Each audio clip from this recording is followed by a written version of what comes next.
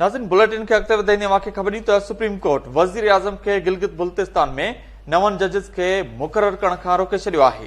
ख़बर अवां खे ॾियो पिया सुप्रीम कोर्ट वज़ीर आज़म खे वरी वज़ीर सां मुशावरत बाद जज मुक़ररी करण जी हिदायत करे छॾी।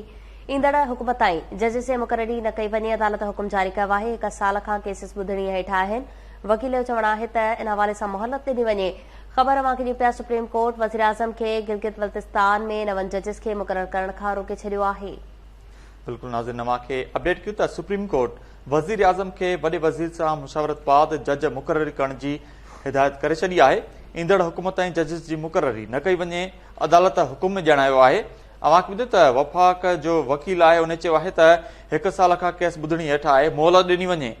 सुप्रीम कोर्ट वज़ीर आज़म खे गिलगित बल्तिस्तान में नवनि जजिस खे मुक़रर करण खां रोके छॾियो आहे।